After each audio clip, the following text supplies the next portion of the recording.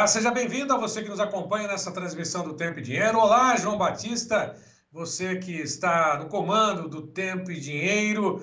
Nós vamos falar sobre uma pressão que já vem sendo registrada, que, lógico, deixa muitos produtores aí com cabelo ou sem cabelo, por dizer assim. Não ia falar que deixa com o produtor com cabelo em pé, mas muitos já perderam os cabelos por esse motivo em relação à queda cada vez mais acentuada e a quinta queda registrada para o preço do leite, segundo o CPEA. E é sobre essa situação, na apuração feita no finalzinho desse mês de outubro, divulgada a quinta queda consecutiva para os preços do leite, que só do mês de agosto para o setembro tiveram uma queda acumulada de 9% de um mês para o outro. Nós vamos saber os motivos, se esta é a última apuração feita pelo CPEA com preços em queda para o leite pago ao produtor aqui no Brasil ou não. Vamos direto ao CPEA, lá em Piracicaba, conversar com o Tiago Bernardino Carvalho, que já está conosco. A quem eu agradeço mais uma vez a participação. Prazer em tê-lo aqui no Tempo e Dinheiro conosco. Tiago. Olá a todos, prazer é todo meu, mais uma vez estar aqui junto com vocês, satisfação aqui, poder falar sobre o mercado do leite aqui em Tempo e Dinheiro.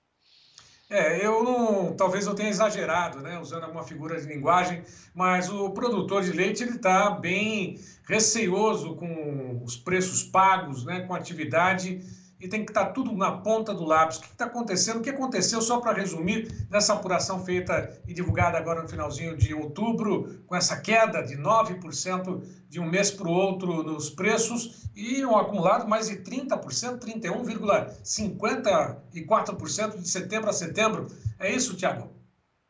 Pois é, infelizmente, né, você falou muito bem aí, é uma tendência ou uma sequência de quedas que vem ocorrendo desde maio, né, a quinta queda, e vem deixando o produtor preocupado e com razão, de cabelo em pé ou realmente perdendo os cabelos, porque a conta após mês, né, vem caindo e caiu mais uma vez, quase 10%, chegando a 2,05, né? Vamos arredondar a média Brasil, né? E os fatores, as variáveis, né? Infelizmente continuam as mesmas, né? A gente tem um volume de produção maior, a gente tem uma disponibilidade interna maior, somado com o mercado realmente importador, que o volume de leite importado, né, foi crescente, né, bateu o recorde, né, de janeiro a setembro mais de 1,6 bilhões, então assim, é muito leite também que a gente importou, somado, né, um consumo doméstico muito sensível ao preço. Puxa vida, Thiago, mas o preço do leite vem caindo, dos derivados, entre eles principalmente a mussarela, o HT, sim, eles vêm caindo, mas realmente o consumidor brasileiro, ele é muito atrelado à dinâmica do preço, né? Ele quer sempre o produto mais barato e ele escolhe, ele monta a cesta de consumo dele no mês e um deles, o principal, o leite, né? Ele vai especular o mercado e vai ficar esperando novas quedas. Então, realmente, o mercado brasileiro muito sensível em termos de preço e realmente esperando que haja melhora para o consumidor voltar. Puxa vida, Thiago, melhora de preço? Isso a gente está observando em todas as cadeias de proteína. As carnes foram assim, com a queda em agosto e setembro, o consumidor voltando a consumir mais carne. Isso tende a acontecer com o leite, mas realmente o consumidor brasileiro, nesse momento, não vem ajudando a equilibrar. Mas a gente tem, pelo lado da oferta, né, o principal fator aí de pressão de preços. Então, infelizmente, a gente vem registrando aí pelo quinto mês consecutivo quedas expressivas no preço do leite.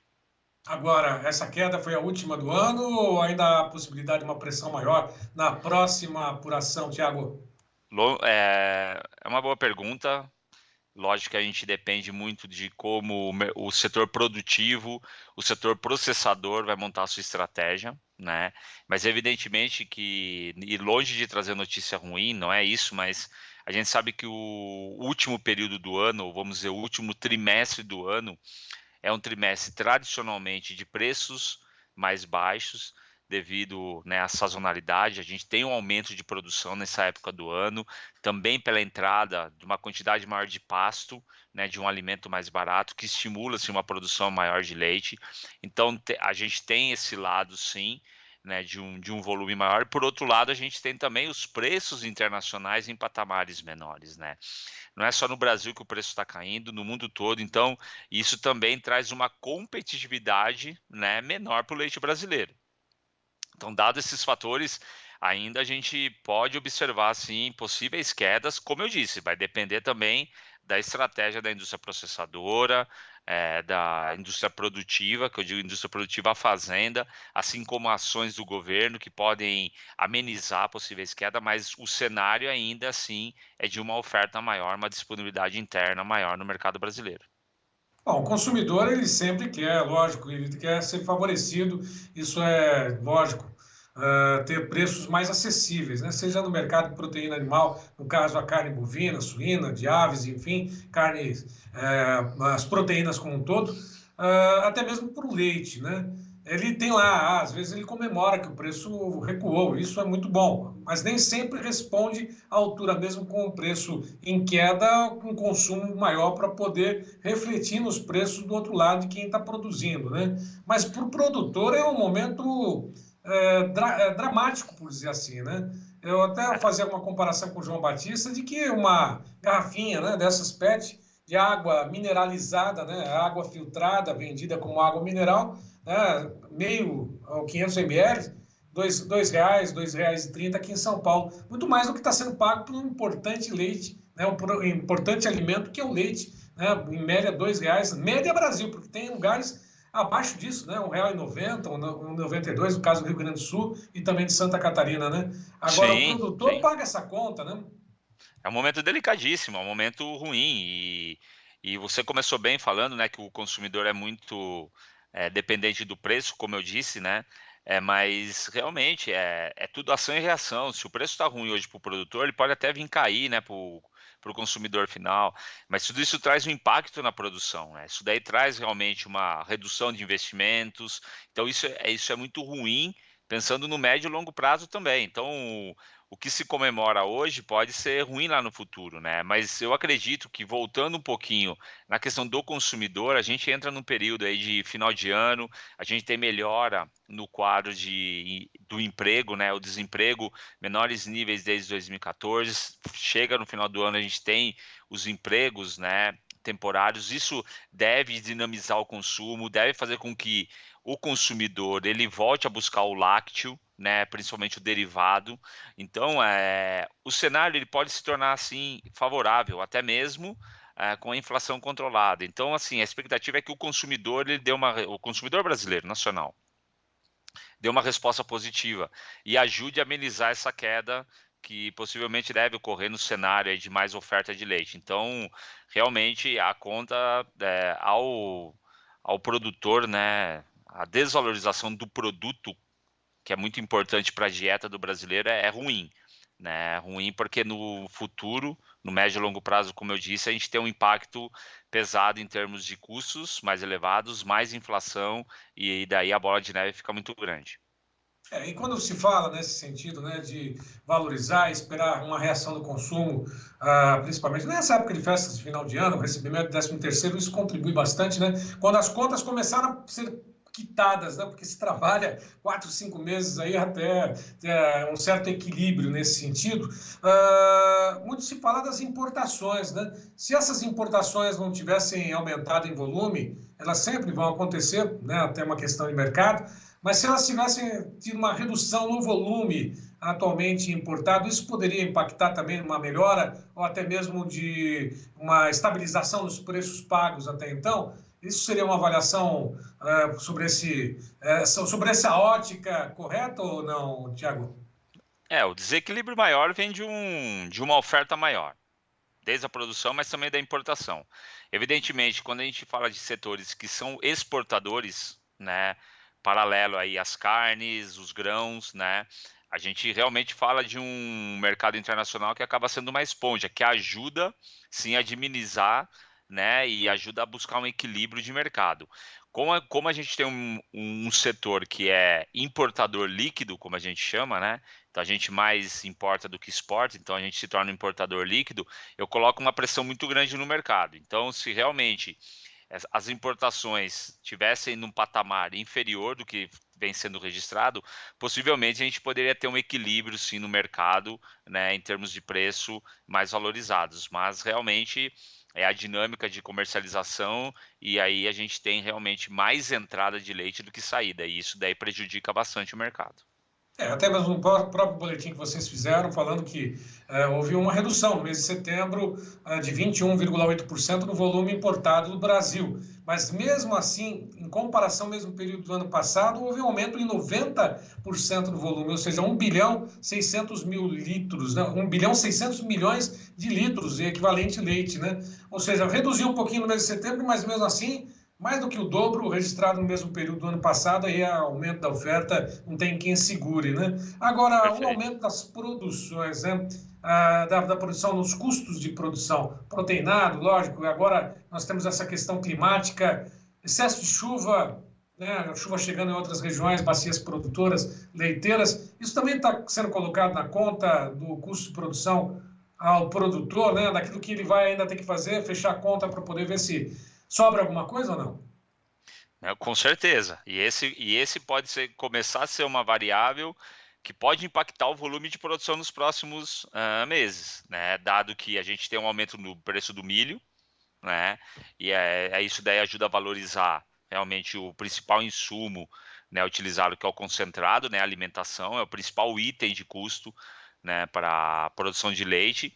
Então, com os custos aumentando, diminuindo a margem do produtor, né, que daí encontra com a receita do preço do leite menor, realmente isso pode impactar numa retração da produção. Por isso que o equilíbrio pode ocorrer, né, até o final do ano também, na virada, no médio prazo, devido sim uma restrição de margem por parte do produtor, que tem um custo mais elevado e, obviamente, preço recebido menor, e então isso dificulta sim o planejamento e o aumento da produção, né, por parte do produtor de leite. Então, realmente, esse pode ser um fator, esse pode ser um vetor que leve uma redução, uma retração na produção no campo.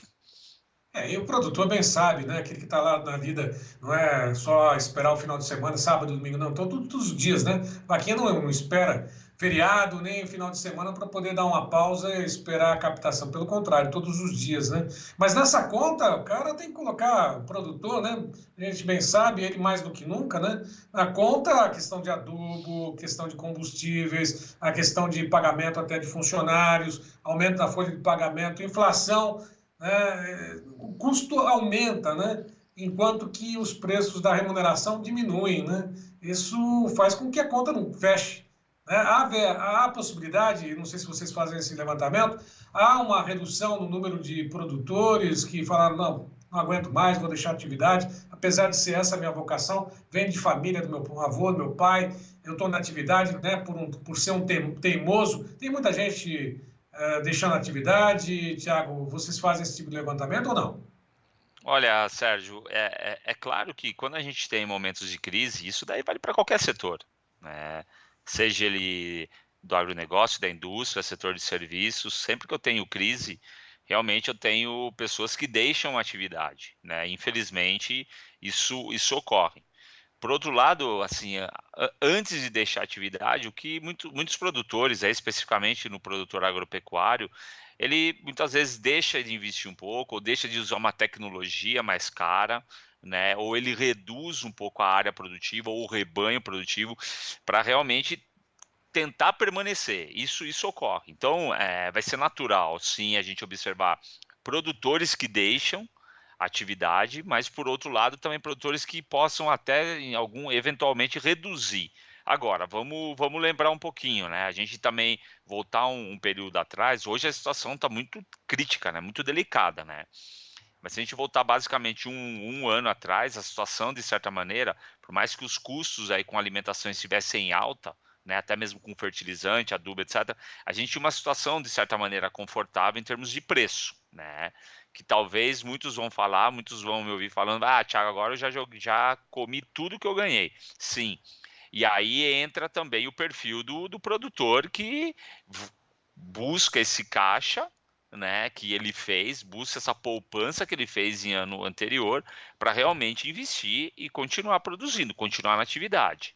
Mas sim, em momentos de crise eu tenho alguns produtores que vão deixar, outros vão reduzir, mas por outro lado a gente pode observar sim produtores que vão tentar dinamizar a sua atividade, tá? Então, infelizmente, muitos deixam, mas por outro lado outros devem continuar firmes e fortes.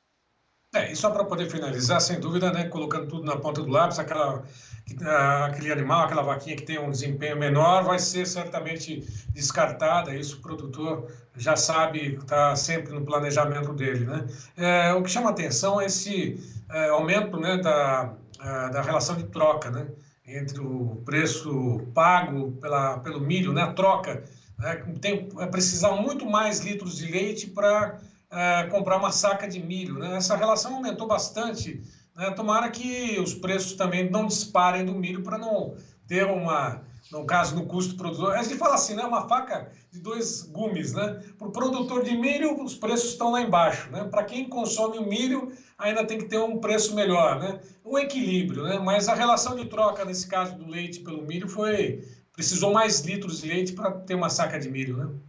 Em linhas gerais, a média Brasil, a gente subiu aí ao entorno de 12%, né, mais de 10% a necessidade de produzir mais leite para comprar uma saca de milho, né? Então, estou falando que eu preciso de produzir algo em torno de 26, 27 litros de leite para comprar uma saca de milho.